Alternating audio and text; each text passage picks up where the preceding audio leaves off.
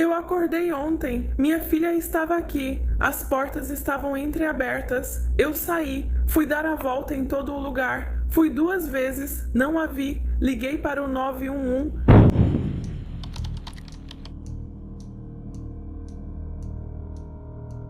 Nicole Amari Hall, que preferia ser chamada de Amari, nasceu em 2013, filha de Brittany Hall.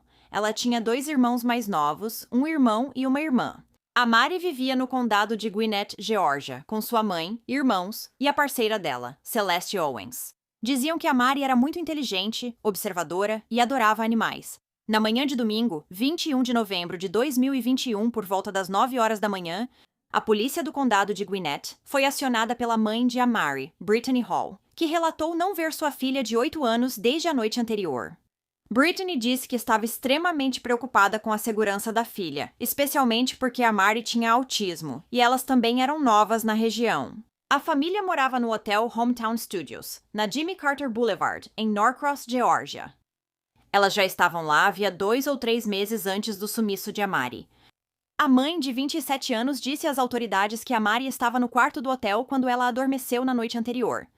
Ela disse a eles que tinha adormecido entre meia-noite e 1 hora da manhã, mas quando acordou, Amari não estava em lugar nenhum e a porta do quarto do hotel estava entreaberta. Durante a ligação para o 911, Brittany comentou que Amari tinha autismo e vinha sendo muito difícil ultimamente. Amari foi vista pela última vez com uma jaqueta do Piu Piu e pijama branco e azul. Disseram ainda que ela pode estar com seus óculos e sapatos de arco-íris que acendem. Quando a polícia chegou ao hotel Hometown Studios, onde a família estava hospedada, primeiro verificaram o quarto em busca de pistas sobre o paradeiro de Amari. A partir daí, a polícia vasculhou o restante do hotel, chegando a fazer buscas de porta em porta procurando por Amari. Além disso, eles também fizeram buscas em um raio de 3 milhas ao redor do hotel. Eu acordei ontem e minha filha estava aqui. As portas estavam entreabertas. Eu saí, dei a volta em todo o lugar. Dei a volta 2 vezes. Não a vi. Liguei para o 911. Fiquei aqui fora por 4 ou 5 horas. Procurei ao redor, mas disseram que só buscaram num raio de 3 milhas. Não é pouca coisa. Esta não é uma área boa. Tem muito tráfico de pessoas por aqui. Eu nem quero dizer que aconteceu a mesma coisa. Ela é muito, muito inteligente. Mesmo sendo autista, ela é muito atenta ao que acontece. Ela é muito observadora. Um alerta sobre o desaparecimento de Amari foi divulgado em todos os meios de comunicação, pedindo ajuda do público por temerem que ela estivesse em perigo. A polícia também usou helicópteros e cães farejadores nas buscas por Amari. Além disso, o Departamento de Serviços para Crianças e Famílias, que já tinha envolvimento prévio com a família, estava trabalhando em estreita colaboração com a polícia para tentar encontrar Amari. A polícia procurou o dia todo, mas não a encontrou, ficando mais preocupada com o frio previsto à noite e temendo que a menina morresse de frio. No dia seguinte, as buscas foram retomadas por Amari. Só quase 48 horas depois que Amari foi originalmente registrada como desaparecida, no dia 23 de novembro, às 10h45 da manhã, Amari foi encontrada, mas não da forma que todos esperavam. O corpo dela foi achado em uma área arborizada do condado de DeKalb, próximo a Stone Mill Trace. O corpo de Amari estava machucado, com hematomas e enrolado em um saco de lixo. Um saco de lixo que parecia ter sido simplesmente jogado de qualquer jeito na área arborizada que ficava a cerca de 15 minutos do hotel onde Amari, sua mãe e seus irmãos moravam. Na época, os investigadores não sabiam há quanto tempo o corpo de Amari estava na floresta ou há quanto tempo ela estava morta. Após a descoberta do corpo de Amari, a polícia realizou uma coletiva de imprensa para informar ao público que ela havia sido encontrada. As autoridades também declararam que ainda não sabiam como Amari havia morrido. No entanto, eles acreditavam que ela nunca esteve desaparecida desde o início. Logo no início da investigação, a polícia já estava desconfiada de Brittany e Celeste. Quando chegamos, nos encontramos com Brittany Hall, que relatou que sua filha Amari Hall estava desaparecida desde aproximadamente meia-noite da noite anterior. Imediatamente conduzimos uma operação em grande escala na qual trabalhamos para localizar Amari. Acionamos todos os recursos, helicópteros e cão farejador e fizemos buscas de porta em porta. Realizamos uma busca extensa e não havia sinal de Amari. Além disso, acreditamos que neste momento a Mari não estava desaparecida, pois não havia indícios de que fosse realmente uma criança desaparecida. Comparamos as declarações que obtivemos de Brittany Hall e também de sua parceira Celeste Owen. Comparando essas declarações com as evidências coletadas, reconhecemos que eram realmente falsas. Nossa investigação deixou de ser um caso de desaparecimento e passou a ser um homicídio. É com profunda tristeza que informo a vocês que, às 10h45 desta manhã, o corpo de Amari Hall foi encontrado na região de Stone Mill Trace, no condado de DeKalb, próximo a Stone Mountain Freeway. Nas próximas horas, vamos acusar Celeste Owen de homicídio durante a prática de outro crime em conexão com a morte de Amari Hall. Além disso, Brittany Hall será acusada de ocultação da morte de outra pessoa. Continuaremos também investigando o papel dela nesse assassinato. Meus sentimentos à família e aos demais parentes de Amari Hall. Trabalhamos diligentemente neste caso. Os investigadores e nossos policiais fardados que saíram e vasculharam a área. Trabalhamos muito duro. Infelizmente, esses não foram os resultados que esperávamos, mas, dito isso, estamos satisfeitos por levar esses indivíduos à justiça. E gostaria mais uma vez de agradecer aos policiais aqui presentes. Também gostaria de agradecer aos moradores do Hometown Studios, que foram muito prestativos em nossa investigação enquanto procurávamos por Amari de porta em porta.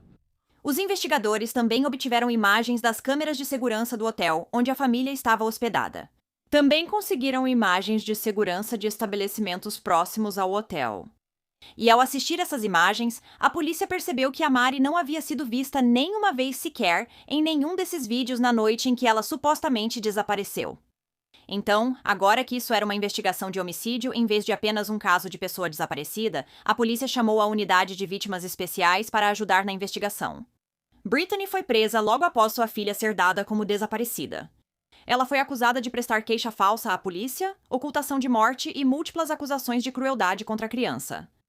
A última acusação envolvia o abuso de Amari e seus 2 irmãos mais novos. Brittany também foi depois acusada de assassinato. Celeste Owens foi presa alguns dias depois de Brittany e foi detida sob as acusações de prestar falsas declarações e crueldade contra crianças. Depois, as acusações foram ampliadas para incluir ocultação de morte e homicídio durante a prática de outro crime. A polícia achava que Brittany Hall sabia o que aconteceu com Amari, mas não acreditava que ela tivesse acompanhado Celeste ao abandonar o corpo na floresta. Embora Brittany tenha sido quem ajudou a polícia a encontrar o local onde o corpo de Amari foi encontrado, quando a autópsia de Amari foi realizada, o legista concluiu que a causa da morte foi síndrome da criança espancada. E tanto a mãe dela quanto a namorada da mãe foram acusadas de espancá-la por um longo período, o que acabou levando à sua morte. Na audiência de leitura das acusações e de fiança, Brittany perguntou à juíza se receberia o valor da fiança naquele dia. A juíza disse a ela que não teria direito à fiança e que ela e Celeste ficariam lá por bastante tempo. Isso ocorria porque elas podiam intimidar as testemunhas, as 2 crianças sobreviventes, que também temiam por sua segurança. As investigadoras relataram que a crueldade contra Amari e seus irmãos ocorreu principalmente nos últimos 2 ou 3 meses em que moraram em Norcross, Geórgia. Então, enquanto procuravam por Amari, as investigadoras também encontraram algumas imagens de vídeo de uma câmera Nest no celular de Celeste.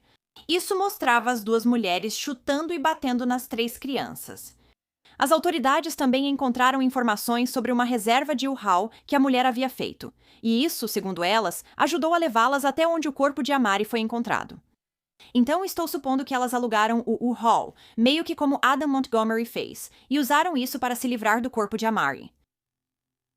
Também foram feitas buscas recentes no celular de Celeste por lagos próximos.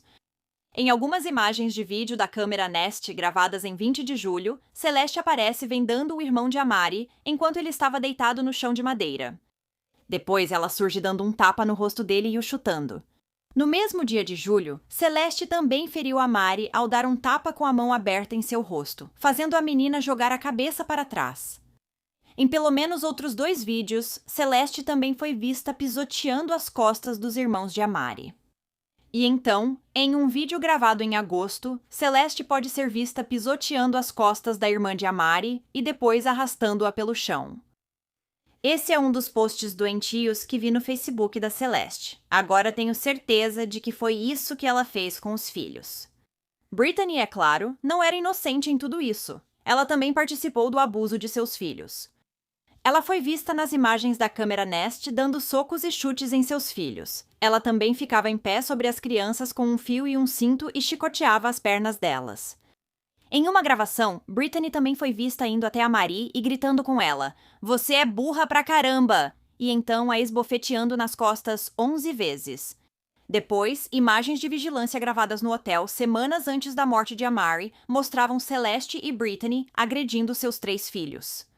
Agora, os policiais perguntariam aos irmãos de Amari se sabiam algo sobre o ocorrido com a irmã. Um dos irmãos contou aos investigadores que Amari tinha ido para o hospital das crianças más e que ela morreu ontem de manhã quando minha mamãe foi buscar maconha. Ambos os irmãos de Amari, sua irmã de 6 anos e seu irmão de 5 anos, foram levados sob custódia do DCF, mas logo depois disso, eles foram autorizados a morar com a mãe de Brittany, ou seja, a avó deles. Como mencionei, o Departamento de Serviços à Família e à Criança já tinha histórico com Brittany e seus filhos. O DCF da Geórgia havia recebido denúncias que levaram a investigações em 2015 e 2017. No entanto, ambas as investigações foram consideradas não fundamentadas. O DCF também recebeu uma ligação no início de 2021. Não havia denúncias de abuso ou negligência, por isso, com base nesses registros, o DCF não tinha motivos para acreditar que as crianças estavam em perigo iminente. Brittany já tinha relatado ao Serviço de Proteção à Criança dificuldades com o comportamento de Amari. Ela ligou para 3 agências de adoção para tentar se livrar da responsabilidade pela filha. Porém, ela decidiu não prosseguir com isso. E após sua prisão, Brittany também disse aos investigadores do DCF que faria qualquer coisa para ter seus filhos de volta. Os investigadores descobriram que Brittany havia socado e chutado a cabeça de Amari várias vezes no dia 19 de novembro.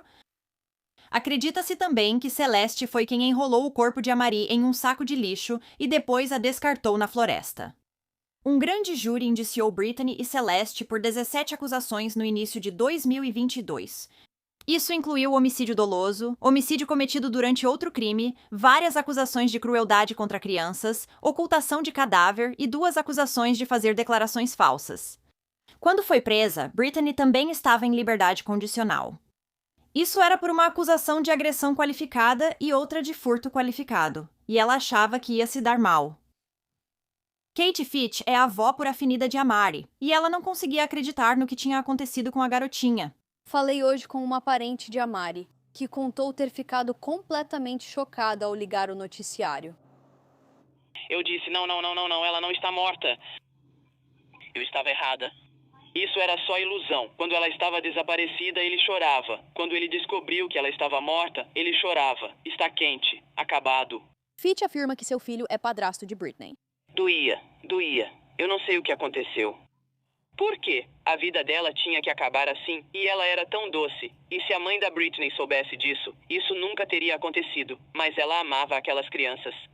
As 2 mulheres seguem presas sem fiança e ainda não há data para o julgamento. A unidade de cena do crime da polícia de Gwinnett arrecadou doações entre funcionários, reunindo mais de $3.500 em uma semana. O dinheiro foi usado para comprar brinquedos, roupas, material escolar e outros itens para os irmãos de Amari. Obrigada por ouvir a história de Amari hoje. Ainda não sabemos muitos detalhes sobre a morte de Amari, mas quero acompanhar o caso e trazer qualquer atualização que eu souber. Apesar de ser triste Brittany querer entregar a filha para adoção, talvez tivesse sido melhor, pois Amari poderia ainda estar viva. E machucar uma criança já é ruim o suficiente, mas machucar uma criança com deficiência é o pior do pior.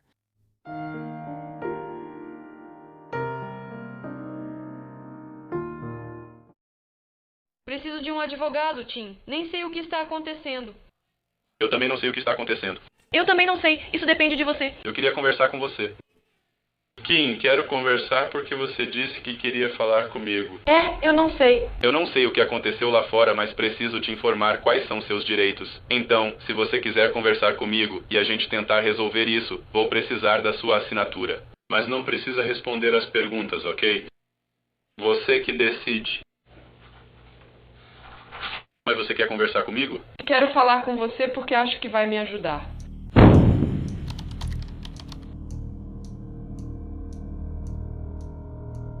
Austin Anderson nasceu em 28 de julho de 2007, filho de Robert Anderson e Kimberly Lightwine. Austin era autista e também cego dos dois olhos.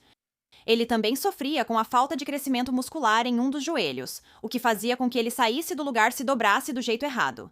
Isso limitava o quanto ele podia andar.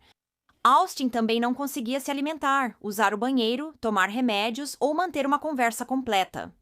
Segundo o pai de Austin, ele tinha habilidades cognitivas de um aluno da 4ª ou 5ª série e dependia totalmente dos pais. Austin era descrito como um menino doce e muito amado. Ele também gostava muito de ouvir música rap, especialmente Eminem e Nelly.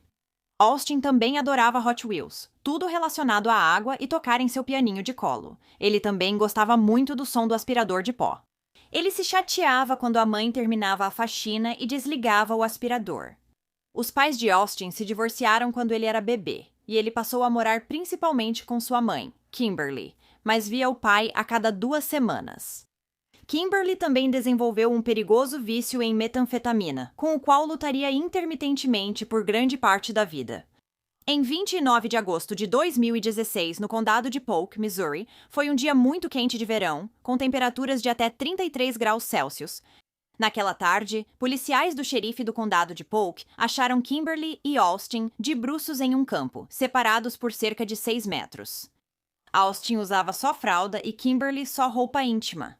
Perto deles estava o Ford Expedition de Kimberly. Quando a polícia se aproximou, perceberam que Kimberly ainda respirava, mas Austin não. Kimberly, que estava se sentindo muito desidratada naquele momento, pediu um pouco de água ao policial. Quando o policial foi buscar água para ela, Kimberly começou a gritar que ela e Deus trouxeram seu bebê ao mundo e agora precisava da ajuda de Deus para tirá-lo deste mundo. Depois que Kimberly tomou um gole de água, ela finalmente conseguiu se acalmar um pouco e falou com o policial chamado Billy Simpson. Ela disse: "Billy, eu matei meu filho. Eu matei meu filho." Então Kimberly foi levada para a delegacia e ouvida. Ela disse aos policiais que fumou um pouco de metanfetamina, depois entrou no carro com o filho e foi até o meio dos campos. Kimberly disse que não sabia por que levou o filho ao campo, nem quanto tempo ficaram lá, mas lembrava que chegaram durante o dia. Kimberly também insistiu várias vezes para os policiais que estavam apenas ela e Austin naquele campo, mais ninguém. Quando um policial perguntou a Kimberly o que ocorreu no campo, ela disse: "Sou uma mãe terrível. Fiquei chapada, deprimida e acho que vou vomitar." Durante a entrevista, ela repetiu várias vezes: "Eu matei meu filho, eu matei meu filho, eu matei meu filho." Kimberly também lembrou de pedir a Austin que saísse do carro para buscar ajuda. Ela pediu que ele colocasse os braços à frente e afirmou que Deus cuidaria dele. Mesmo tendo dificuldade para andar, Austin continuava voltando para a mãe naquele dia no campo, dizendo: "Mamãe, mamãe", porque ele estava com calor, com fome, desidratado e provavelmente sentindo dor por não ter tomado a medicação. E tudo o que ele queria era a mamãe dele. Mas Kimberly o afastava e dizia: "Não, você não quer me amar. Por favor, deixe Deus te levar." A policial entrevistou Kimberly e perguntou se ela queria se livrar de Austin para acabar com sua dor. Ela disse que queria se livrar do filho por saber que era uma mãe ruim e destrutiva. Ela disse que não queria que Austin morresse, mas queria que alguém o acolhesse e o levasse. Certo. Em certo momento, Kimberly contou aos policiais que subiu na Ford Expedition e gritou: "Seus filhos da puta, estou cansada dessa merda de vocês. Podem vir." Ela disse que estava muito irritada, mas não lembrava o motivo. Kimberly comentou que ainda achava que aquelas pessoas ruins estavam vindo. E em um momento ela teve que empurrar Austin através de um arame farpado para afastá-lo deles. Ela disse que ele ficou bastante machucado. No entanto, não havia ferimentos no corpo de Austin para comprovar essa afirmação. Mesmo que Kimberly não tivesse ideia de quanto tempo todo o sofrimento durou, Ela disse à polícia que sabia que o tempo todo eles não tinham comida nem água e Austin não tinha tomado a medicação dele. Naqueles dias quentes sob o sol, enquanto Austin morria, ele chamava por Kimberly. Quero ir para casa, mamãe. Quero ir para casa. Ela continuou ignorando ele e disse que precisava tirar aquilo da cabeça. Austin tinha dificuldade para andar, mas continuava voltando para a mãe, dizendo: Mamãe, mamãe. Ele estava com calor, com sede, não se sentia bem e tudo o que queria era a mamãe dele. Mas Kimberly continuou afastando ele. Ela dizia para ele: Não, você não quer me amar. Por favor, deixe Deus te levar. Ela então disse: Esse é um mundo louco e ferrado no qual eu escolho viver. E eu matei meu filho. Ela continuou: É minha culpa. Podem me acusar agora mesmo de assassinato pela morte do meu filho. Não estou brincando. Ele não estaria morto se não fosse por mim. O estranho era que Kimberly tinha um perna quebrado. Perna e mandíbula quebrada. Me sinto entorpecida. Não sei. Você pode procurar isso? Eu não sei. Sim, peguei. Você pegou. Você pegou. Pegou, sim, sim, sim. Tudo bem. Aí está. Olha só. Ok. Você está bem? Você precisa de um tempo? Isso está doendo. Está doendo. Tudo bem. Não fala nada. O que você quer que eu faça? Assim está melhor? Eu não sei, cara. Dói. Você quer que eu abaixe de novo? Sim, tudo bem. Pronta. Coloca bem aí.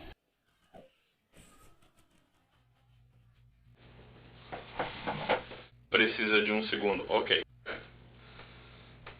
Você contou pro... Você avisou a equipe da ambulância sobre a dor na perna? Bem, não fiz isso. Não aconteceu. Tudo bem. Podemos esperar. Se quiser ir, peça para olharem. Não, tudo bem. Tudo bem. Acho que ele fez com que a gente se movesse de um certo jeito. Eu não sei. Se for o caso, vamos falar rápido. Então a gente pode te deixar o mais confortável possível. Tudo bem? Tudo certo? Certo. Você disse que entendeu o que eu li para você. Tudo bem. Não foi tão bom. Vou garantir que é o resfriado dele. Eles só precisam da sua assinatura para confirmar que te examinaram, ok? E aí você e eu podemos conversar. Eles só precisam que você assine uma coisa. A assinatura só declara que você não tinha nenhuma queixa médica para relatar pra gente. Não queria ir ao hospital. Apenas assine com o dedo na tela. Na caixa da tela. Só assina meu nome. Sim. Eu nem... Está tudo bem. Estou bem, ok. Eu ouvi. Ok, obrigada. Tudo bem. Vou buscar mais água para você, ok? Ei. Vou garantir que esteja gelada. Ok, obrigada.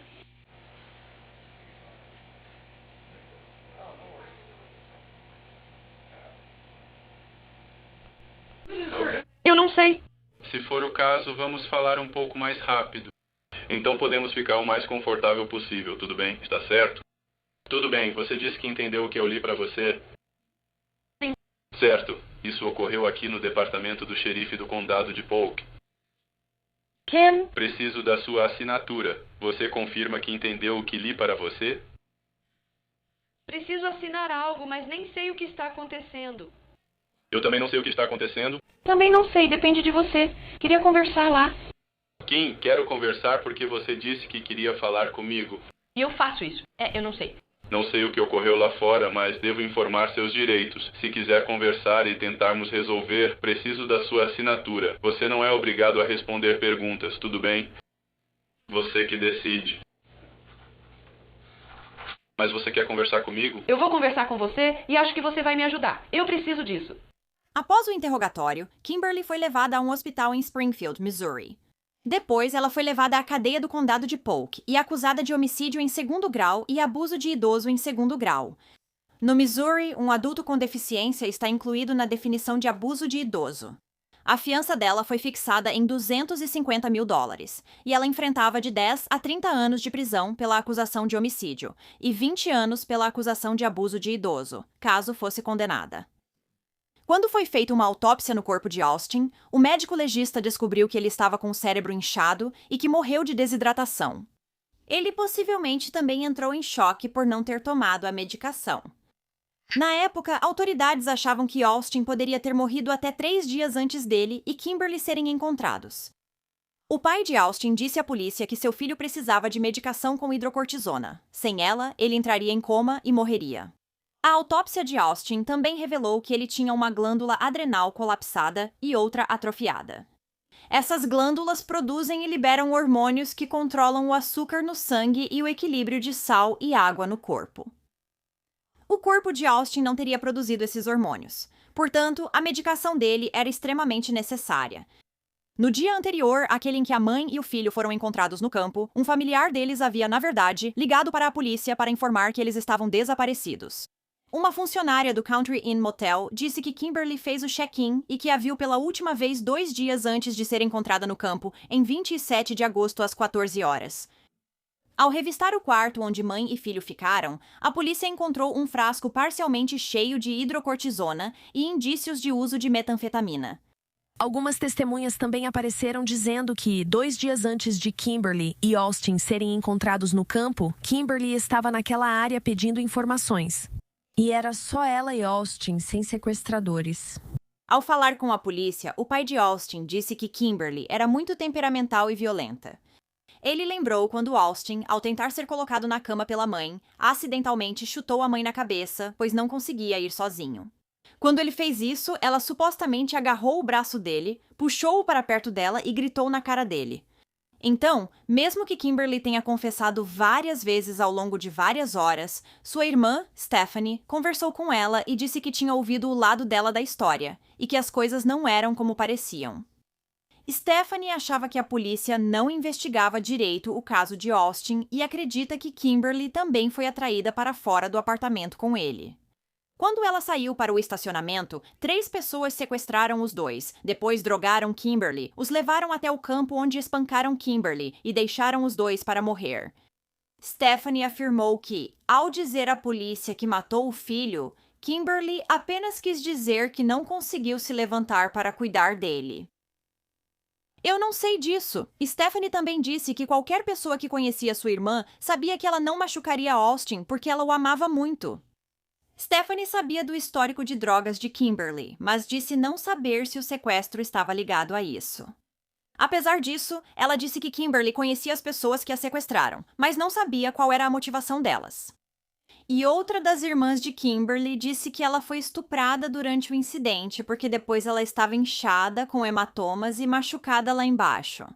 Ela também se chateou porque a irmã foi interrogada antes de ir ao hospital, ainda sob efeito de drogas. Ela disse que algumas das declarações de Kimberly nem faziam sentido, e 2 dias depois, Kimberly ainda não conseguia formar frases completas.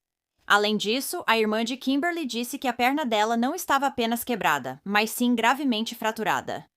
E parecia que ela tinha sido arrastada pela cabeça e pelo cabelo. A irmã diz que a mulher acusada de assassinar o filho dela com necessidades especiais é uma vítima. Reconheço que ela tomou algumas decisões erradas na vida. Mas ela jamais machucaria o filho de propósito. O amava acima de tudo. Sloga lê este documento do tribunal pela primeira vez. Ela escreveu muita coisa aqui sem estar em seu juízo perfeito. Este documento diz que Lightwine repetidamente disse: "Eu matei meu bebê". Eu acho horrível, não é verdade. Esta declaração de causa provável afirma que Lightwine jogou o filho por cima da cerca de arame farpado para escapar das pessoas más. Austin não tinha nenhum arranhão. Não tinha nenhum arranhão. Se você joga alguém por cima de uma cerca de arame farpado, a pessoa vai ficar cheia de marcas, cortes, arranhões. Slogo acredita que sua irmã estava tão drogada que estava tendo alucinações. Ela estava com a perna esmagada e não conseguiria jogar nada por cima da cerca. Ela realmente acredita que a irmã foi estuprada, talvez por traficantes. Eles são pessoas doentes. Pessoas muito doentes. Isso é o que estava na perna dela. Ela tinha escrita de caneta por toda a perna. Não entendemos muito do que dizia, mas vi a palavra mentirosa e um desenho de pênis na perna dela. Chorando, ela pede aos policiais do condado de Polk que investiguem o que acredita ter ocorrido. É uma luta. A família de Kimberly afirmou que Austin foi achado dentro do carro, nunca deitado no campo como Kimberly, contrariando o relatório policial. A família do pai de Austin também desconfiava que a polícia não contava tudo e achava que a investigação foi inadequada, pois acreditava que Kimberly amava muito o filho para machucá-lo. Uma das parentes afirmou que Kimberly apenas pediu para Austin buscar ajuda para elas no campo naquele dia. Mas ela não acreditava que teriam sido sequestradas se Kimberly não tivesse escolhido aquele estilo de vida. Muitos queriam que a busca pelo assassino de Austin fosse retomada. Não acreditavam que fosse Kimberly, e muitos ainda duvidam até hoje. Kimberly pagou fiança em outubro de 2016. E então ela aceitou um acordo judicial em maio de 2018 e se declarou culpada de homicídio culposo em primeiro grau, assim como de abuso de idoso em segundo grau. A advogada de Kimberly também achava que ela e Austin foram sequestrados por 3 pessoas e abandonados no campo para morrer. Ele acreditava que ela foi agredida sexualmente, mas nunca foi feito exame de corpo de delito por violência sexual. Apesar de problemas nas provas do estado, a advogada de Kimberly recomendou aceitar o acordo. Isso porque ele temia o julgamento, pois Kimberly não lembrava claramente do ocorrido. Se o caso fosse a julgamento, ela poderia receber prisão perpétua. Kimberly afirmou que se declarar culpada era assumir responsabilidade por seu envolvimento com drogas, o que contribuiu para a morte do filho. Então, em um momento durante essa audiência, Kimberly pediu para que sua advogada saísse da sala do tribunal. Em seguida, ela disse à juíza que acreditava que sua representação legal tinha sido inadequada nos últimos meses. Ela disse que depoimentos, inclusive dos socorristas e dos acusados de atacá-la e ao filho, não foram feitos. Kimberly afirmou que sua advogada não respondeu a várias de suas perguntas. Kimberly Lightwine admitiu ter usado drogas ilegais antes da morte de seu filho por desidratação e por não receber a medicação dele. Mas hoje, no tribunal, ela usava uma camiseta que dizia: Kimberly é inocente. O caso dela atraiu muitos apoiadores. Comecei a ver coisas, relatos que não faziam sentido para mim. Eu não a conheço pessoalmente. Eles circulam por nossas ruas e ficaram impunes por isso. Em um momento, Lightwine desabou em um choro incontrolável, levando a um recesso no tribunal. Ela contou à família que está cansada de ser vista como assassina e quer que a verdade apareça. Ela afirmou ao juiz que seu carro do local do crime foi vendido com provas importantes, mas o departamento do xerife do condado de Polk diz que buscou evidências no veículo. Muitas perguntas seguem sem resposta. Não acho isso certo, nem que ela fez isso, mas é só minha opinião. Os fatos sugerem que há mais nessa história e isso simplesmente foi encoberto. Ela teve que concluir um programa de tratamento de 120 dias contra abuso de substâncias. Se ela completasse, seria liberada imediatamente e ficaria em liberdade condicional por 5 anos. Caso contrário, poderia pegar até 7 anos de prisão. Então, como essa era sua melhor opção, Kimberly concluiu o programa de tratamento para dependência química. Em fevereiro de 2019, ela estava livre novamente. Ela admitiu ter tomado decisões ruins que colocaram ela e o filho em perigo. Mas ela ainda insiste que é vítima de um sequestro, assim como de um sistema judicial injusto. Até hoje, Kimberly afirma não lembrar do interrogatório inicial com a polícia, pois se recuperava dos efeitos das drogas e estava desidratada. Ela estava com mandíbula e perna quebradas. Deveria ter sido levada ao hospital antes de ser interrogada. Agora, Kimberly disse que, apesar de usar metanfetamina regularmente, havia parado cerca de um mês antes dela e Austin serem sequestrados. Ela achava que alguns conhecidos temiam que ela denunciasse suas atividades criminosas à polícia. Então, eles a sequestraram, drogaram, estupraram, espancaram e depois deixaram ela e o filho no meio do campo. Mas então, como o carro dela foi parar lá, a menos que eles tenham dirigido 2 carros, já que eram 3 pessoas? E então eles simplesmente deixaram o carro dela lá com ela para que ela pudesse fugir. Por que eles deixariam o carro dela lá se a intenção era matá-la? Ela afirmou que, ao dizer aos detetives que matou o filho, apenas expressava culpa materna por não ter conseguido salvá-lo. Mesmo sem lembrar direito do que ocorreu no campo, ela tem certeza de que foi um sequestro, pois é a única explicação que faz sentido. Se eu nunca tivesse escolhido usar aquela droga ou andado com aquele tipo de gente, nós não teríamos acabado naquele campo. Então, quando eu aceitei o acordo de homicídio culposo, senti como se aquilo fosse eu assumindo a responsabilidade por as escolhas que eu fiz. Eu me lembro dos detalhes exatos do que eles fizeram? Não, eu não lembro. Eu fui drogada, eu fui espancada e fui estuprada. Lembro de olhar para cima e ver os policiais. E eu me lembro de pensar que eles iam me ajudar. Continuei, só lembro de perder e recobrar a consciência. Lembro de estar no interrogatório sem conseguir manter a cabeça erguida. E eu me lembro de pensar que esse detetive estava me protegendo. E eu me lembro de dizer para ele, por favor, não me deixe sozinha. Pensei que eles iam voltar e me matar de vez. Lembro de sentir que ele me ajudava. E quando eu penso nisso hoje, eu não tenho palavras. Quando eu disse, ai meu Deus, meu filho morreu, fui eu, é culpa minha. Qualquer mãe, quem fez escolhas ou não conseguiu salvar ou proteger o filho de algum mal vai se sentir responsável. É exatamente daí que vinha, quero deixar claro. Ela disse que o tratamento a ajudou muito e que agora lida melhor com as coisas. Embora Austin não andasse muito e exigisse sua atenção constante, Kimberly disse que isso era normal para ela. E é por isso que doeu tanto quando as pessoas que acompanhavam a história presumiram que ela simplesmente tinha surtado por causa da pressão diária de cuidar do filho com deficiência. Mas ela disse que nunca pensou em Austin como um fardo. O funeral de Austin Anderson foi realizado em 7 de setembro de 2016, na Fawn Funeral Home, em Cassville, Missouri. Austin foi enterrado no cemitério Mount Pleasant, em Butterfield, Missouri. Obrigada por ouvirem a história de Austin hoje. A forma como Austin morreu é horrível. Ele não só estava desidratado e sem receber a medicação necessária, o que fez seu organismo entrar em colapso. Mas a mãe dele, a quem ele amava mais do que tudo neste mundo, como ela mesma disse, o afastava e ignorava seus pedidos de ajuda enquanto ele morria. É incrivelmente triste, e lembre-se, ele também era cego, o que torna tudo ainda mais cruel.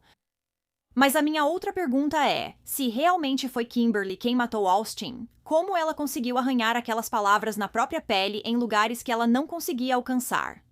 Será que ela quebrou a própria perna se foi quem fez isso? Isso não faz sentido. O que você acha?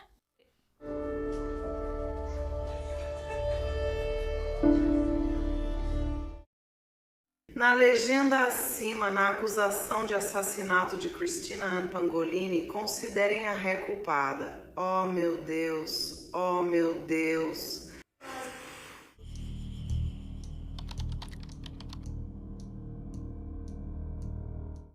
Christina Ann Pangalangan nasceu na Carolina do Sul em 28 de março de 2006, filha de sua mãe, Rita Frazier, e de seu pai, Walter Pangalangan. Rita e Walter tiveram duas filhas mais velhas juntos, Ashley, que nasceu em 1989, e Elizabeth, que nasceu em 1992. Então, o casal esperou bastante tempo antes de ter a terceira filha, Christina. Quando a menininha nasceu, ela tinha algumas deficiências, incluindo paralisia cerebral, quadriplegia espástica, atrasos no desenvolvimento e um distúrbio convulsivo. A quadriplegia espástica é um tipo de paralisia cerebral que afeta a capacidade da pessoa de mover e controlar eficientemente os 4 membros. Portanto, Christina precisava da ajuda de uma cadeira de rodas. Por causa da deficiência, ela tinha dificuldade para engolir e só comia pequenas quantidades de sólidos. Mesmo sendo não verbal, diziam que Christina era uma menininha muito feliz e adorável. Ela adorava abraços, nadar, assistir Dora, a Aventureira, Bob Esponja Calça Quadrada, comer rosquinhas de chocolate e soprar bolhas de sabão. Agora Rita, mãe de Christina, tinha mestrado e era professora. Ela já havia sido premiada 2 vezes como professora do ano. O pai da menina era responsável pela maior parte da renda da casa, pois era fisioterapeuta. Mas, não muito tempo depois que Christina nasceu, ele começou a abusar de substâncias. Isso fez com que Rita decidisse deixá-lo. No entanto, isso também a deixou em uma situação financeira muito difícil, porque agora ela estava cuidando de Christina sozinha. Após a separação, Walter foi para as Filipinas e logo parou de pagar a pensão alimentícia. Enquanto as 2 filhas mais velhas de Rich a ajudavam com Christina, ela também dependia de babás, pois precisou trabalhar meio período como faxineira para ajudar no sustento próprio e de Christina. Em 2014, Rita conheceu um homem por quem rapidamente se apaixonou perdidamente. O nome dele era Larry King Jr. Larry já havia sido casado antes e também tinha 2 filhos com sua ex-esposa. Ele também era conhecido por ser um grande festeiro. Não só gostava de beber em excesso, como também gostava de usar metanfetamina. Em 2014, por volta de quando conheceu Rita, ele já estava recuperado para que os filhos morassem com ele. Mesmo após anos de namoro, Larry e Rita nunca moraram juntos. Ao mesmo tempo, Larry estava frequentemente na casa de Rita e parecia adorar Christina, ajudando a cuidar dela sempre que podia. Depois que os filhos de Larry saíram de casa, por volta de 2018, ele voltou a beber muito e a usar metanfetamina novamente. Mas como Rita odiava drogas, especialmente por causa dos problemas de abuso de substâncias do ex-marido, isso fazia com que o casal brigasse e terminasse várias vezes para depois reatarem novamente. Embora Rita não aprovasse Larry usar drogas, não se importava com sua bebida e passou a frequentar mais bares com ele. O casal também apreciava viajar nos fins de semana prolongados na garupa da moto de Larry, então Rita precisava providenciar cuidados para Christina. Em algum momento de 2018, Rita deixou o emprego como professora do ensino fundamental e passou a trabalhar como professora universitária de educação infantil. Agora ela também estava alugando alguns quartos em sua casa para ganhar uma renda extra. Uma das moradoras, Brittany Honeycutt, mudou-se para a casa de Rita com seus 2 filhos em maio de 2019, após se conhecerem em um bar. Mas pouco depois que Brittany se mudou, ela percebeu que a casa estava cada vez mais suja. E ela também começou a sentir o forte cheiro de urina vindo do quarto de Christina. Houve momentos em que ela estava morando lá, e Rita vinha, colocava Christina na sala de estar e voltava para o quarto dela, falando ao telefone e fechando a porta. Então, depois de um tempo, Christina engatinhava até o quarto da mãe e começava a bater na porta. Quando Rita não respondia, ela começava a chorar e gritar pela mãe. No entanto, Rita simplesmente ignorava a filha porque estava ao telefone. Então, Brittany acabava tendo que cuidar dela. Logo, Rita passou a pedir que Brittany cuidasse de Christina enquanto ela saía para encontros com Larry. Mas como Brittany tinha um emprego em tempo integral e também 2 filhos, ela não podia cuidar da menina tanto quanto Rita queria. Logo, Brittany começou a perceber que Rita estava ficando cada vez mais irritada porque as pessoas não a ajudavam tanto com Christina. A questão é que ela muitas vezes não queria pagar ninguém. Uma vez, Rita implorou para Brittany cuidar de sua filha enquanto ela viajava no fim de semana. Brittany disse que trabalharia na manhã seguinte, então poderia cuidar de Christina à noite, mas não no dia seguinte. A resposta de Rita a isso foi: bem, se você simplesmente levá-la para o trabalho com você, pode deixá-la no carro com a janela aberta. Eu faço isso o tempo todo. Brittany, que ficou bastante chocada com essa afirmação, disse a ela que ela não faria isso. Porém, ao acordar na manhã seguinte, viu que Rita tinha ido embora e Christina fora deixada para trás. Em outra ocasião, Rita perguntou a Brittany se ela largaria o emprego, moraria de graça na casa dela e cuidaria de Christina. Mais uma vez, ela disse que não. Então, provavelmente por causa de tudo isso, Brittany acabou se mudando da casa em 1º de agosto de 2019. Ela tinha morado lá por cerca de 3 meses, e ela diria que, durante esse tempo, nunca viu Larry dentro da casa. No entanto, Rita falava muito sobre ele, e dizia que eles tinham reatado recentemente porque Larry simplesmente não conseguia resistir a ela. Brittany também disse que enquanto morava com Rita, ela e as outras babás de Christina foram orientadas a não abrir a porta para ninguém quando Rita não estivesse em casa. Acontece que isso era porque a mãe sabia que o Serviço de Proteção à Criança estava tentando verificar como estava sua filha. O Serviço de Proteção à Criança se preocupou com Christina porque seus professores notaram várias lesões não tratadas em seu corpo. Na verdade, houve 4 ligações feitas para a agência nos últimos 4 anos. Uma dessas ligações ocorreu após Christina chegar à escola com bolhas de queimadura graves e sem tratamento. A professora que notou os ferimentos disse a Rita que Christina precisava ser examinada, e a mãe concordou. Mas então, a garotinha voltou no dia seguinte com exatamente os mesmos ferimentos e agora eles estavam supurando. Após a escola acionar os serviços de proteção à criança, Rita disse à professora de Christina que, se a filha se machucasse de novo, a manteria em casa. No dia seguinte à saída de Brittany, em 2 de agosto, Rita trouxe uma de suas alunas de educação infantil, chamada Lindsay, para mostrar a ela como cuidar de Christina. Ela convenceu a jovem de 18 anos a ajudá-la com sua filha, dizendo que seria uma boa experiência de aprendizado. Mas, naquele dia, Lindsay só deveria estar visitando a casa para que Rita pudesse ensiná-la a cuidar de Christina no futuro. Isso, no entanto, não impediu Rita de pedir para ela ficar e cuidar de Christina naquela mesma noite, para que ela pudesse sair para um encontro com Larry. E mesmo sendo algo bastante repentino, Lindsay concordou. Quando Rita não chegou em casa às 9h30, ela ficou preocupada. Ela então recebeu uma mensagem dela dizendo que só voltaria na manhã seguinte, algo com o qual Lindsay definitivamente não tinha concordado. Então Rita também não voltou para casa no dia seguinte. Ela só retornaria na noite de domingo, 4 de agosto, e quando ela voltou, tentou justificar seu comportamento dizendo que Larry estava com intoxicação alimentar e que ela precisava cuidar dele. Mais tarde, naquela noite, Rita levou Christina de carro para a casa de Larry, onde passaram a noite. Mas na tarde seguinte, em 5 de agosto, Larry e Rita estavam ligando freneticamente para o 911. Qual é o endereço da emergência? 911. Alô? Alô, 911. Oi, alô. Hello, what's the address of your emergency? Ei, quero dizer, tem uma emergência, é questão de vida ou morte. Arthur, o que está acontecendo? Onde está a casa? Nossa filha ficou trancada no carro, começamos a entrar em pânico, mas eles viram que minha garota trancou as chaves no carro. Tivemos que correr até a casa dela para pegar a chave reserva e voltar. Qual é o endereço que você conseguiu? 11.685?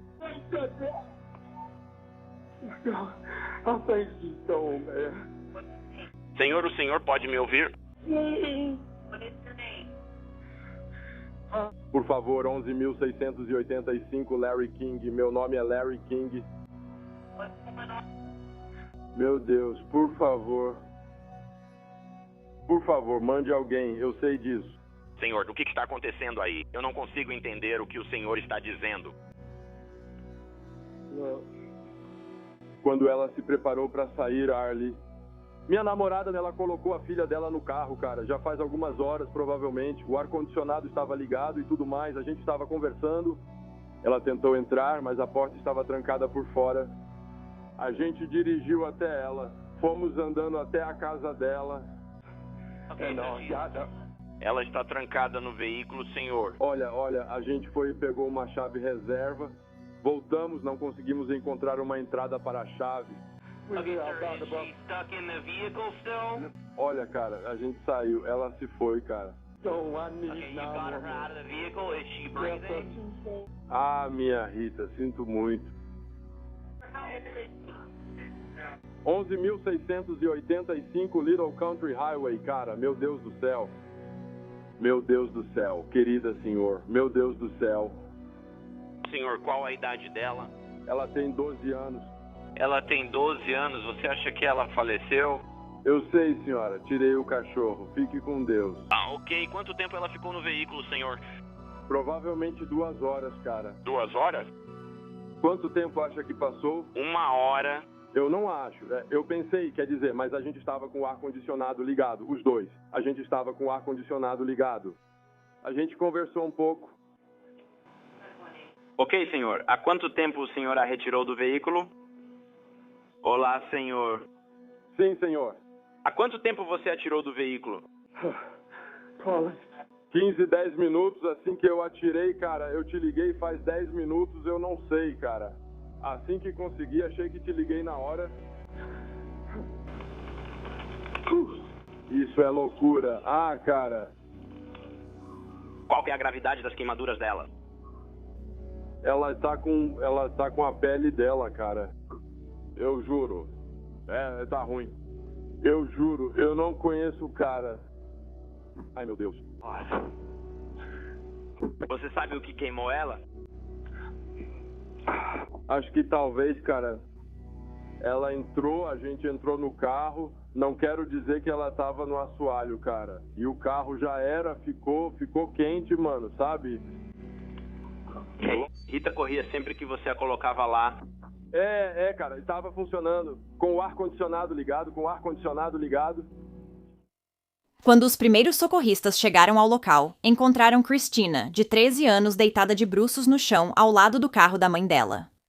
Ela tinha queimaduras e bolhas por todo o corpo, e a temperatura dela marcava 43 graus Celsius, mas isso só porque era o máximo que o termômetro conseguia medir. A menina claramente já estava além de qualquer ajuda. Os paramédicos notaram que, enquanto Larry estava fora, Rita voltou para a casa. Ao conversar com ela, Rita disse que só tinha deixado a filha no carro por alguns minutos e que tanto o veículo quanto o ar-condicionado estavam ligados. Larry insistiu na mesma versão. A polícia descobriu que, apesar do carro e do ar-condicionado estarem ligados, eles pareciam ter sido acionados só poucos minutos antes. O casal parece ter esquecido que havia câmeras na propriedade, que registraram o que realmente aconteceu com Christina naquele dia. As imagens mostraram que logo após as 11h, Larry levou Christina ao carro. Ele abre a porta de trás e a coloca bruscamente no banco traseiro. Está claro que ninguém ligou o veículo. Então, Rita e Larry são vistos discutindo do lado de fora por quase meia hora. E, de acordo com Larry, a briga deles foi por causa de uma suposta infidelidade, que Rita mais tarde admitiu. Larry também afirmou que os dois tinham festejado o fim de semana inteiro, bebendo e usando metanfetamina. Naquele momento, ele estava exausto e queria evitar qualquer confronto. Ele pediu para Rita ir embora e disse que conversariam depois. Após a discussão, eles entraram e ficaram lá dentro por cerca de 45 minutos.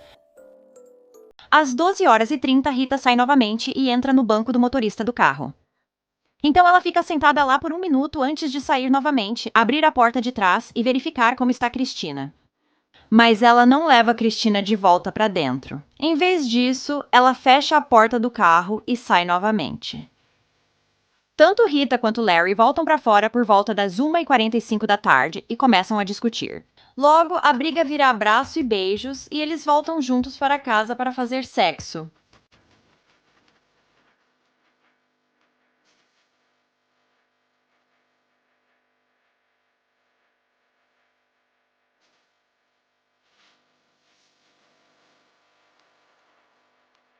Às 3h eles voltam para fora, momento em que Rita foi até o carro pegar seus cigarros. Porém, ela logo notou que todas as portas do carro estavam trancadas. Mas, em vez de quebrar a janela em pânico porque sua filha está presa lá dentro, Rita e Larry ficam andando ao redor do veículo por 10 minutos tentando ver se há alguma maneira de entrar. Ao perceberem que não conseguem, vão ao fundo buscar ferramentas no galpão, incluindo um cabide de arame. Mas isso não funcionou, então os dois decidiram simplesmente sentar no balanço da varanda da frente por cerca de 15 minutos. Depois eles voltam para dentro às 15h32.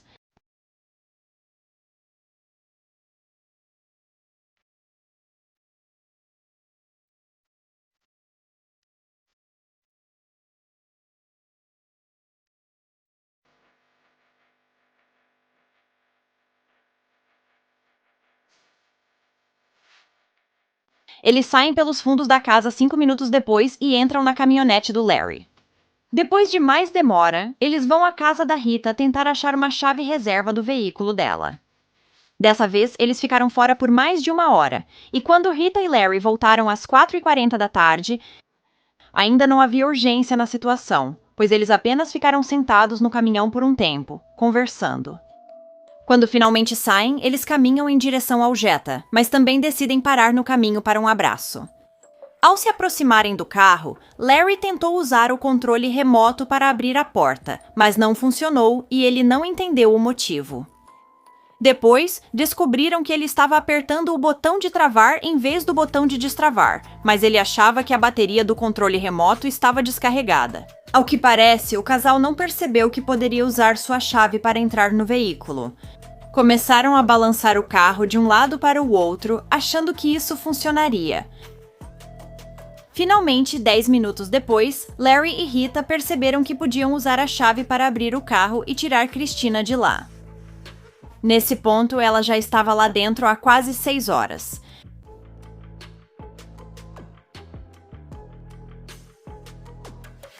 Quando Christina finalmente foi encontrada, Rita não pegou sua filhinha para ver se ela estava bem. Em vez disso, ela voltou para dentro de casa enquanto Larry tirava a menina do carro e a colocava de bruços na grama. Uma autópsia no corpo da menina de 13 anos revelou que ela tinha vômito nos pulmões. Ela também estava desnutrida e tinha infecções pré-existentes que foram causadas por falta de higiene. A causa da morte dela foi determinada como hipertermia. Tanto Rita quanto Larry foram presos e acusados de assassinato, conspiração criminosa e lesão corporal grave contra uma criança.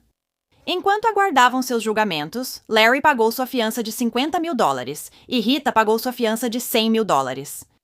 Os dois permaneceram livres nesse período, mesmo que parecesse que o casal estivesse sob efeito de alguma droga na época da morte de Christina. E exames de sangue tanto para Rita quanto para Larry deram positivo para metanfetamina. De acordo com Rita, ela não havia usado nenhuma substância ilegal naquele dia e nunca tinha usado no passado também. Isso foi algo que a filha mais velha de Rita também confirmou, dizendo que a mãe dela absolutamente odiava drogas.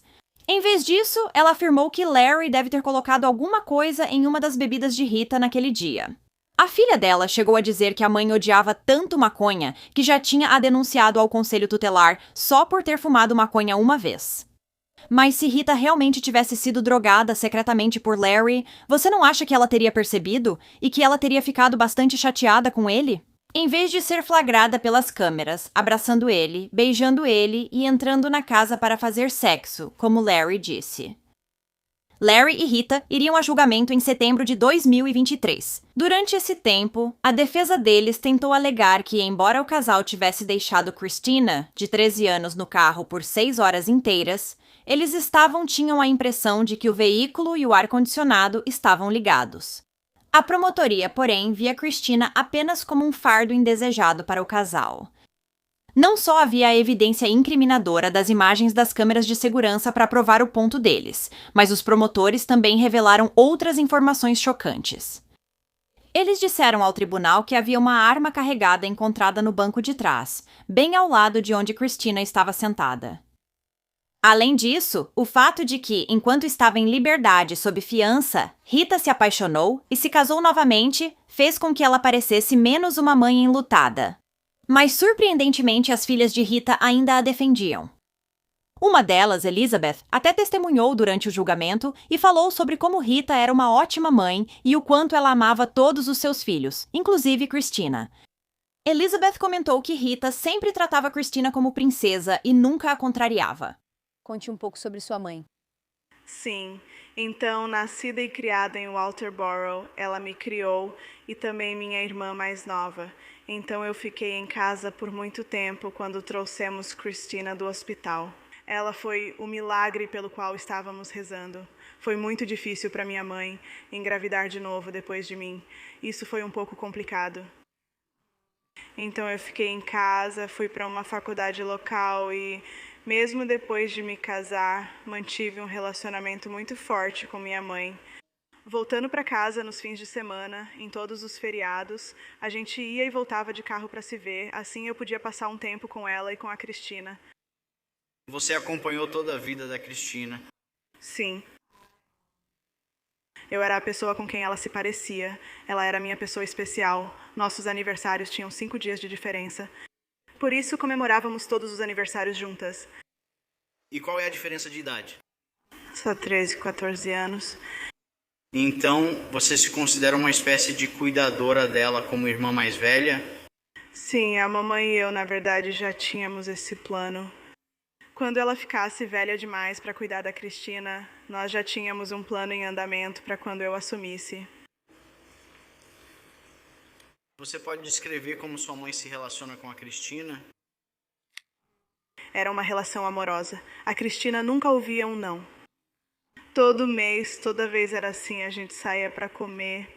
A gente mentia e dizia que era aniversário dela porque ela adorava ser o centro das atenções e ela amava música, então sempre mentíamos para cantarem parabéns para ela. E aí o pessoal do Shoney's meio que já conhecia a gente, então eles sabiam da nossa farsa, mas sempre ficavam felizes em entrar na brincadeira. Ao fim do julgamento, Rita e Larry foram considerados culpados. Rita foi condenada a 37 anos de prisão, enquanto Larry recebeu uma sentença de 32 anos. Pela acusação de assassinato de Cristina e Helene, o réu foi declarado culpado. Meu Deus. Meu Deus. Nós, o júri do caso acima mencionado sobre a acusação de grande dano final ao talento, consideramos o réu culpado. Nós, o júri do caso acima mencionado sobre a acusação de conspiração criminosa, finalmente consideramos o réu inocente. Assinado pela presidente do júri. Sim. Não precisa chamar o nome da quarta pessoa. Assinado pela quarta pessoa. Sim. O funeral de Christina, de 13 anos, foi realizado na quarta-feira, 14 de agosto de 2019, na Igreja Faith, em Walterboro, Carolina do Sul.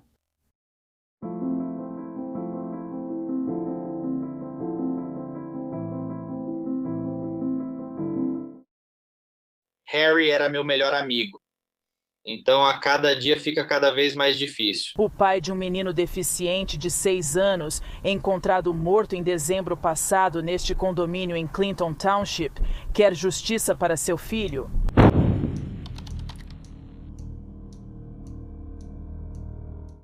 Terrence, ou Terry Allen Adams, nasceu em 16 de outubro de 2015, filho de Gary Adams e Ashlyn Bethel, em Clinton Township, Michigan. O garotinho nasceu com a síndrome de Charge, que é uma condição genética rara que afeta várias partes do corpo da criança, incluindo os olhos, nervos, coração, passagens nasais, genitais e ouvidos. Crianças diagnosticadas com essa condição apresentam características faciais únicas e uma combinação de sintomas, mas cada pessoa com a síndrome é afetada de maneiras diferentes. No caso de Terry, a síndrome o deixou incapaz de falar e ele era cego de um olho. O garotinho não conseguia engolir e precisava ser alimentado diariamente por uma sonda gástrica. Mas, apesar de sua condição, Terry superou muitos obstáculos, como aprender a andar e enxergar parcialmente. Ele era descrito como um garotinho feliz e ativo. Ele adorava brincar com seu iPad e aprender coisas novas todos os dias. Terry também tinha uma irmãzinha com quem adorava brincar.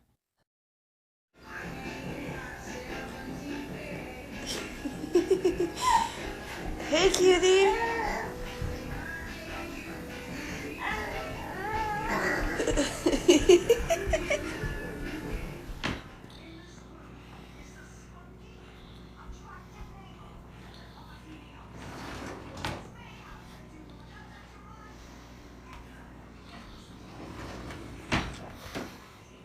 No fim de 2020, os pais de Terry se separaram e ele passou a ficar durante a semana com a mãe Ashlyn e os fins de semana com o pai Gary. Alguns meses depois, no início de 2021, Ashlyn conheceu e começou a namorar um novo homem, Hunter Locke Hughes, de 19 anos. Assim que Hunter entrou na vida de Terry, as coisas com o menino começaram a mudar. Ele começou a agir de forma diferente e sua família começou a perceber que ele voltava para a casa do pai com ferimentos preocupantes. Entre junho e dezembro de 2021, os serviços de proteção à criança foram chamados pelo menos 6 vezes devido a denúncias de abuso enquanto Terry estava na casa da mãe dele. Foi relatado que o garotinho tinha múltiplos ferimentos graves pelo corpo, incluindo olhos roxos, muitos hematomas e um braço quebrado. O pai de Terry, Gary, também começou a perceber que ao levar o filho para a casa da mãe, o garotinho começava a chorar e protestar. Ele não queria ir. Por isso não gosto de trazê-lo para casa. Sempre que chegamos no quarteirão, ele grita e chora. Ele obviamente não queria estar aqui. Algo está acontecendo na casa dele, seja o que for. Os familiares de Terry não foram os únicos a notar machucados no corpo dele. Uma vez, as professoras dele na escola perceberam que ele estava com um grande tufo de cabelo faltando, como se tivesse sido arrancado. Elas já tinham contatado o Serviço de Proteção à Criança várias vezes. Mas a mãe de Terry, Ashlyn, sempre tinha desculpas para os ferimentos dele, geralmente dizendo que o próprio Terry se machucava ou culpando a irmãzinha dele, que na época tinha 1 ano, por causar os machucados. Também houve alguns momentos capturados pelas câmeras da campainha Ring que mostravam o ambiente instável em que Terry estava sendo colocado enquanto morava com a mãe.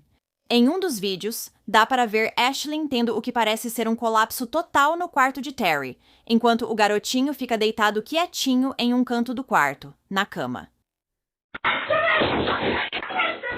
Eu vou te matar, porra. Eu vou te matar, porra. Eu não aguento mais ser incomodada. O que você pode fazer? Eles são meus filhos, os dois. É, meu pai. Em outro vídeo, de novo, Ashlyn parece estar tendo um colapso mental enquanto a irmãzinha de Terry simplesmente anda pela casa sem supervisão.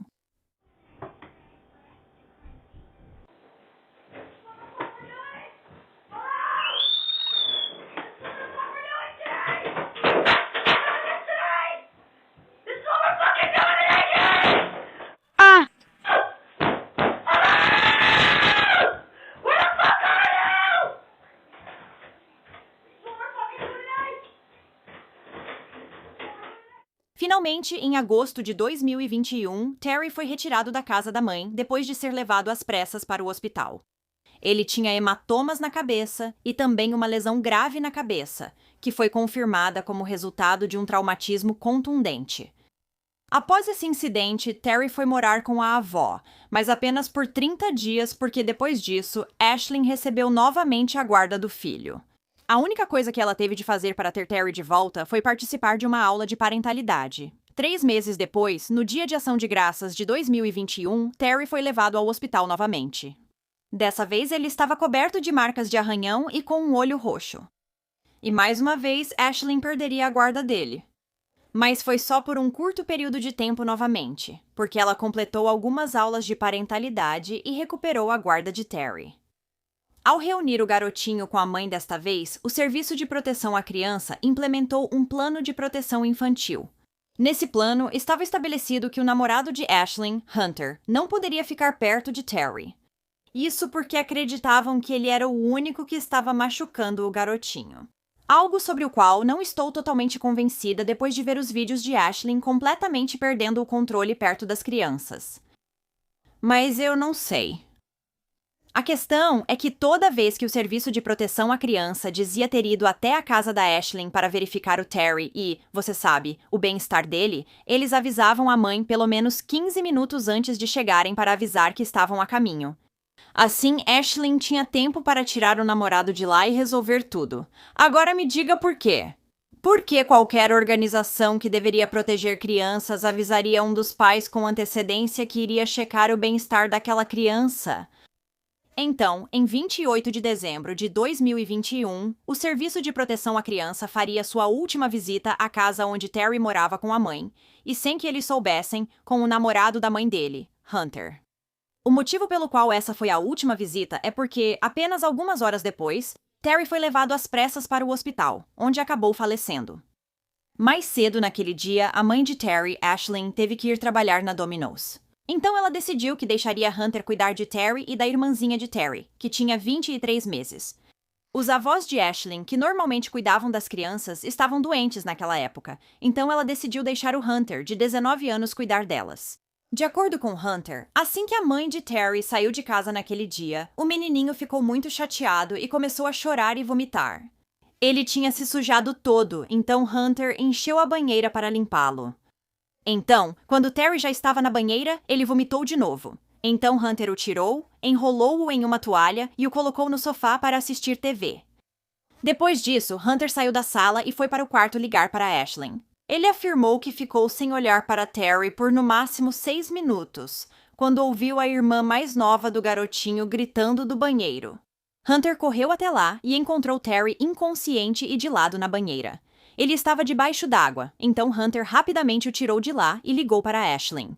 Antes de ligar para o 911 quando ligou para ela, Ashlyn instruiu Hunter a ligar imediatamente para o 911 e foi o que ele fez naquele momento. Hunter então fez RCP em Terry até os paramédicos chegarem. Infelizmente, o garotinho já estava morto antes que pudessem tentar salvá-lo.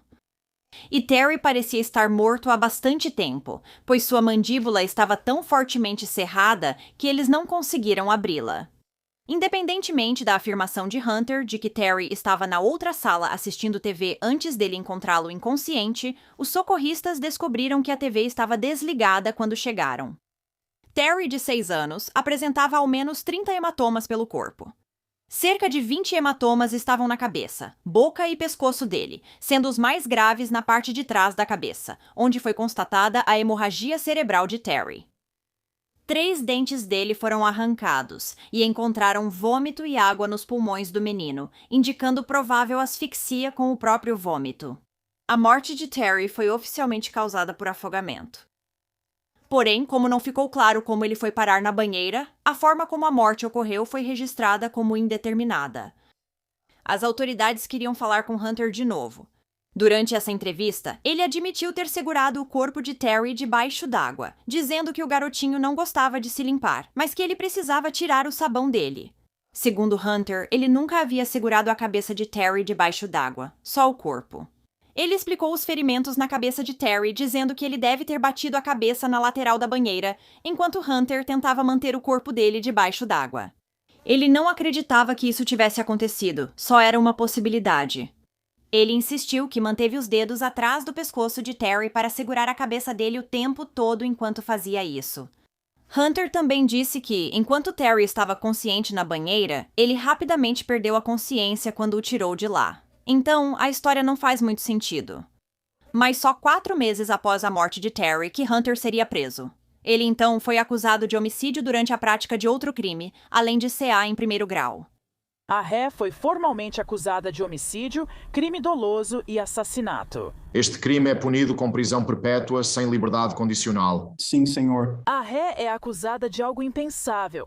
A ré teria segurado uma criança de 6 anos com deficiência debaixo d'água, o que causou o afogamento e, consequentemente, a morte. No tribunal, na sexta-feira, o advogado da ré pediu fiança para sua cliente, dizendo que ela não tem antecedentes criminais. Acho que uma fiança em dinheiro no valor de 50 mil. 10% seria apropriado. Não nos opomos ao uso de tornozeleira eletrônica, nem à proibição de contato com as testemunhas. Mas o Ministério Público defendeu algo bem diferente. Manter Penny sob custódia, sem direito à fiança, até o julgamento. Depois de ouvir os 2 lados, a juíza deixou isso claro. Vou fixar a fiança em $1 milhão. Somente caução em dinheiro. Se a fiança for paga, vou exigir prisão domiciliar. Monitoramento por GPS. Em janeiro de 2024, Hunter iria a julgamento, mas agora a história dele havia mudado. Mais uma vez, a defesa de Hunter alegava que Terry havia entrado no banheiro sozinho e se afogado acidentalmente na banheira. Mas no final, não importaria qual fosse a história dele, porque Hunter Locke Hughes seria considerado culpado de homicídio culposo e CA em 1º grau. Ele foi considerado culpado de abusar ou machucar Terry intencionalmente. No entanto, o júri só o considerou culpado por uma acusação menor de homicídio culposo, em vez de assassinato. Isso não faz sentido. Hunter seria condenado a 3 anos e 7 meses pela acusação de homicídio culposo e a 7 anos e 6 meses pela acusação de CA. Ambas as penas devem ser cumpridas simultaneamente ou ao mesmo tempo. Ele também recebeu crédito pelo tempo já cumprido, que foi de quase 2 anos. Então Hunter tem aproximadamente 5 anos e meio restantes para cumprir neste momento. Só isso por matar uma criança com deficiência. Com toda razão, a família de Terry não ficou satisfeita com a sentença que Hunter recebeu e chamou isso de um tapa na cara. Eles também ficaram ainda mais chateados porque a mãe de Terry, Ashlyn, nunca foi acusada em relação ao assassinato dele, mesmo sabendo que não deveria deixar Terry perto de Hunter. Ela havia permitido ou participado de machucar o garotinho antes de sua morte. A justiça não foi feita. Já enfrentamos essa luta antes, falo sério, assassinato. Recebemos várias reclamações. Ashlyn Bethel tinha 5 casos dele no Serviço de Proteção à Criança e não podia ter Hunter lá. Sabíamos que ele vinha sendo maltratado até esse assassinato acontecer. Como não pudemos provar, ele foi assassinado naquele dia. Sabíamos que ele poderia não receber prisão perpétua. E viemos aqui sabendo que poderia ser de 25 a 30 anos, mas isso é um tapa nas costas para o futuro. É um tapa na cara para essa juíza também. Aquele bebê sofreu. Ele sofreu. Na autópsia, a médica legista disse que ele tinha mais de 30 ferimentos internos naquele dia. Não foi só na cabeça. E aí Hunter tem a audácia de subir lá e ainda negar o que fez.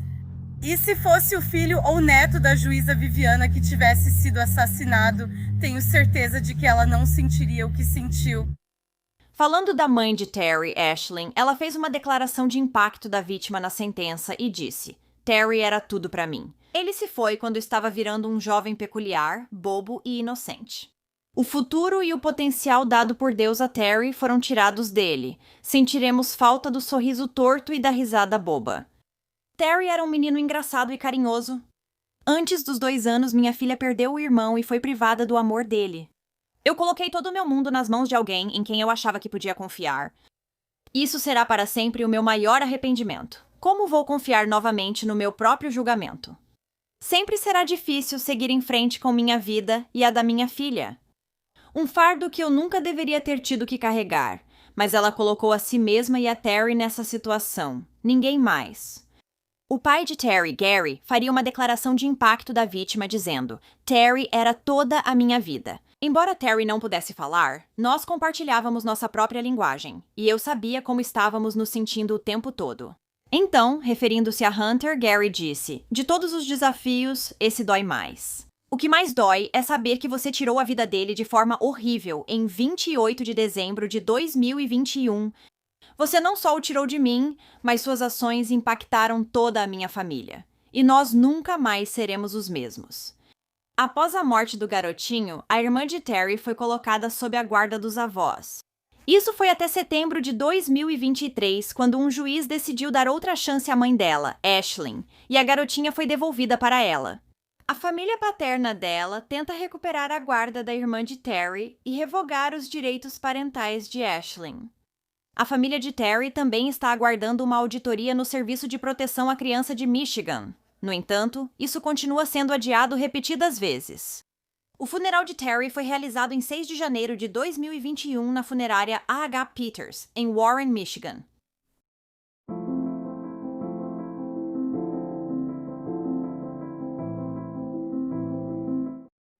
Bem, obrigada por ouvir a história de Terry hoje. Esse garotinho não teve a justiça que merece. O homem que o matou mal foi punido. E a mãe dele, que permitiu que tudo isso acontecesse, não foi punida nem um pouco. É revoltante. O que você acha disso?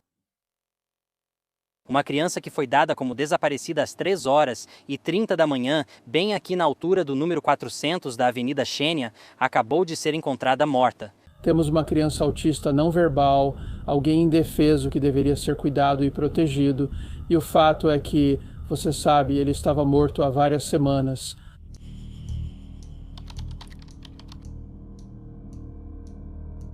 Herschel Critchbaum Jr. nasceu em Dayton, Ohio, em 1º de novembro de 2017, filho de sua mãe, Ashley Johnson, e de seu pai, Herschel Critchbaum Sr. O menininho nasceu com paralisia cerebral e pés tortos.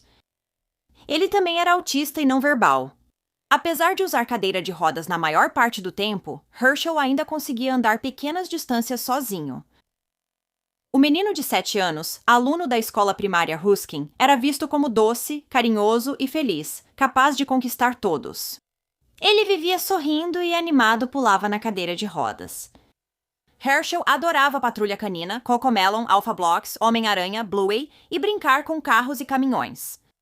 Ele também tinha uma irmã mais velha chamada Nevea, que também era autista. Os pais do menino, Herschel Sr. e Ashley, estiveram em um relacionamento até a época em que o filho tinha cerca de 2 anos de idade. Após a separação, o casal passou a guarda temporária do menino para Missy Critchbaum, mãe de Herschel Sr. Dizem que o motivo dessa troca de guarda foi devido aos problemas contínuos de Ashley e Herschel Sr. com drogas. No entanto, depois que a avó de Herschel, Missy, sofreu um grave acidente de carro no final de 2024, ela não pôde mais cuidar do neto. O garotinho voltou a viver com a mãe, Ashley, enquanto Missy se recuperava no hospital. Mas não demorou muito para que a mãe de Herschel parasse de deixar o pai biológico e a avó verem o menino. O pai disse que não via o filho desde o verão de 2024. E a avó de Herschel afirmou que não tinha contato com ele desde maio de 2025. Poucos dias antes de Herschel ser dado como desaparecido em 30 de junho, o pai biológico postou em suas redes sociais dizendo que tinha medo de nunca mais ver nenhum dos seus filhos. Nas primeiras horas de 12 de julho de 2025, o Departamento de Polícia de Dayton recebeu uma ligação informando que Herschel foi sequestrado. O namorado da mãe, Michael Kendrick, ligou para as autoridades às 3h45, dizendo que alguém o agrediu e levou o menino. A polícia logo pediu ajuda ao público para encontrar o menino de 7 anos, Herschel Krichbaum. Relataram seu desaparecimento na altura do número 400 da Avenida Xenia. Ele foi visto pela última vez usando camiseta cinza com desenhos animados e calça de moletom cinza. Ele foi descrito com cabelo castanho e olhos avelã. As autoridades informaram que, apesar de não saberem onde estava a criança, encontraram sua cadeira de rodas. Por volta das 4h20, o log de chamadas da central indicava que não havia sinais de sequestro de Herschel, apenas que ele estava desaparecido. O registro também anotou que Michael Kendrick, de 38 anos, estava embriagado no momento em que a ligação foi feita. A casa onde Herschel morava foi então revistada, assim como a área ao redor. Os investigadores até usaram drones para ajudar a localizá-lo, mas sem sucesso.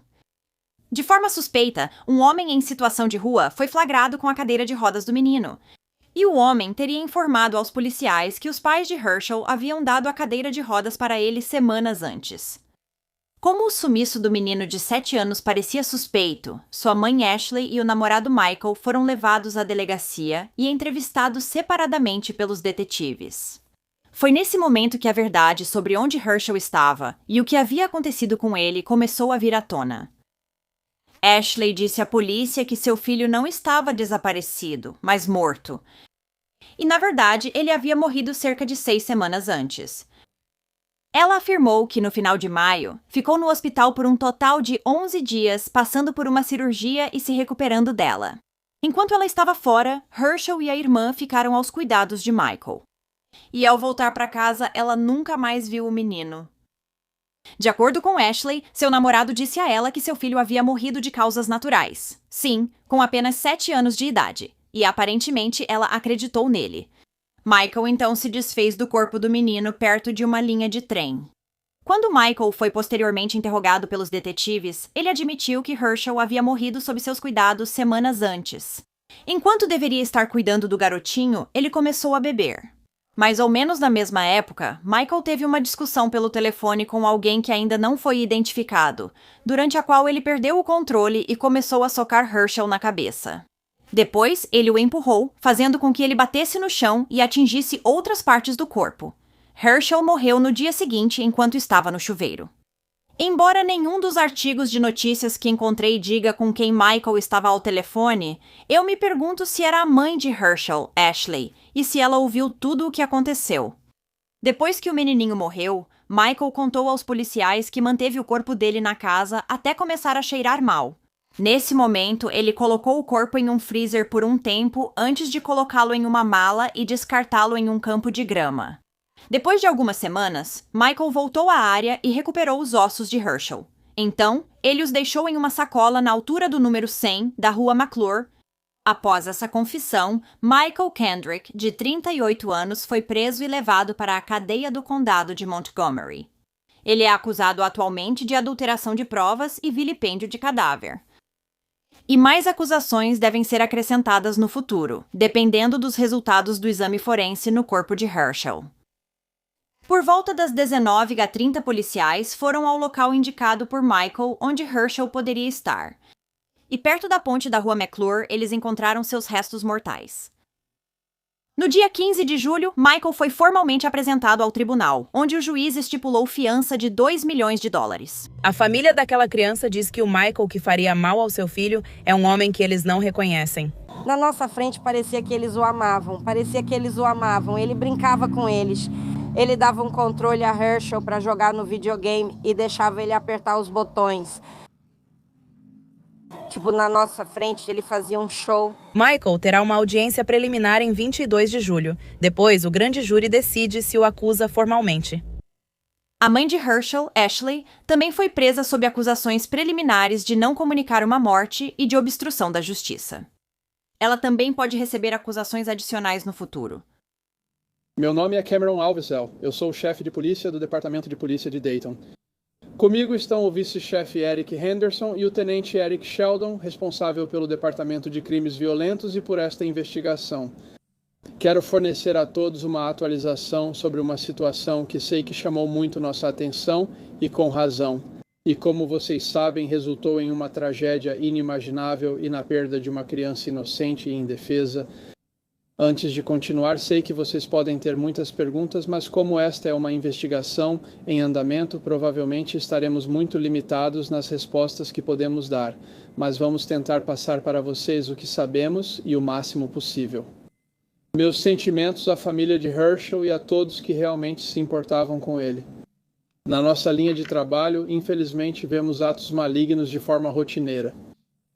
A crueldade demonstrada nessa situação contra essa criança é horrendo e realmente maligno.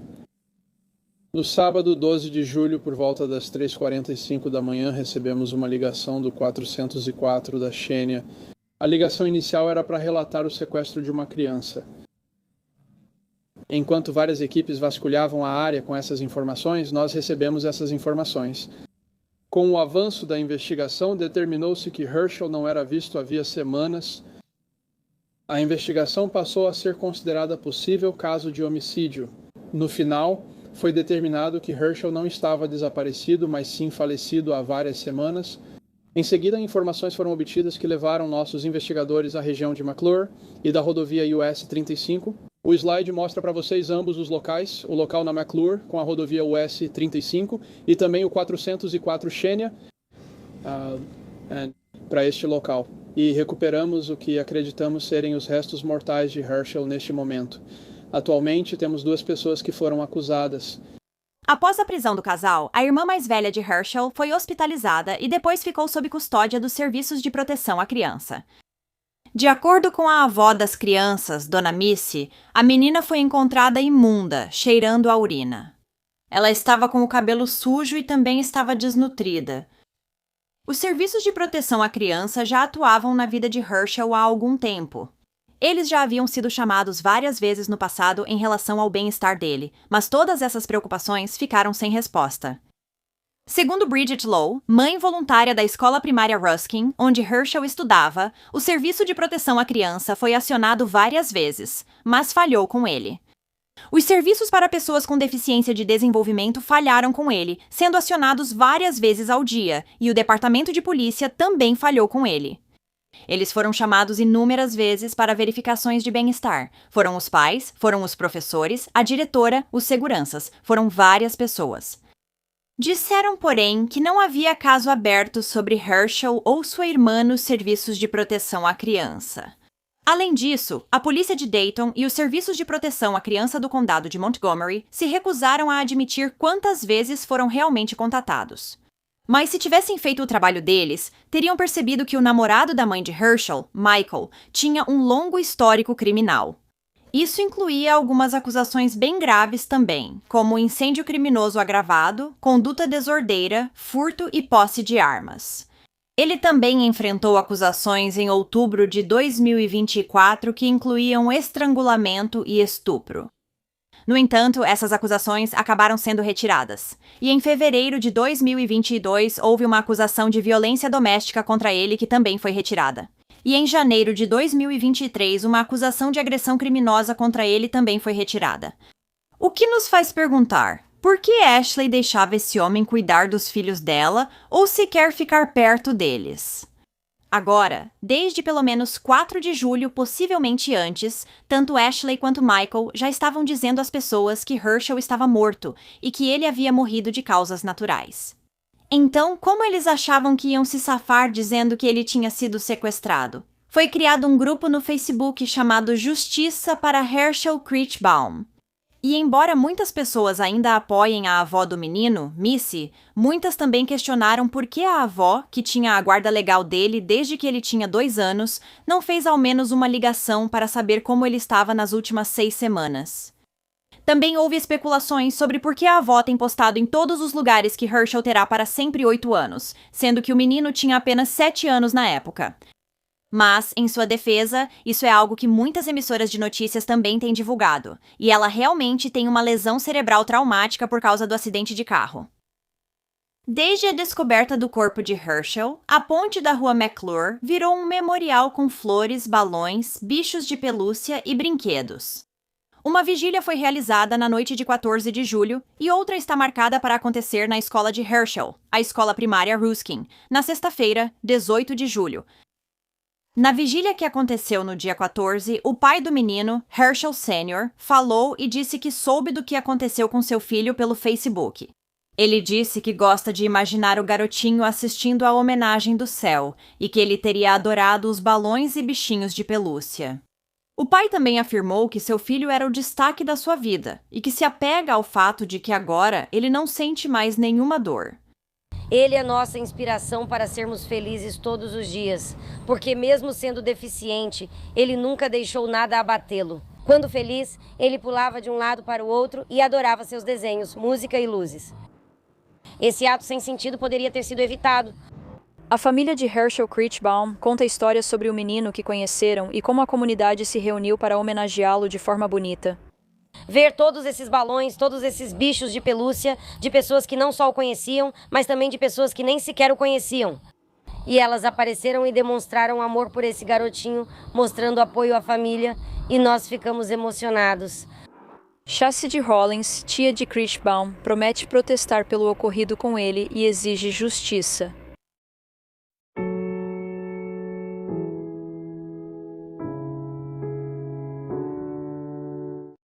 Obrigada por ouvirem a história de Herschel hoje. Como é possível que alguém machuque uma criança com deficiência que só tem amor e confiança por essa pessoa? É claramente algo que só um verdadeiro monstro seria capaz de fazer.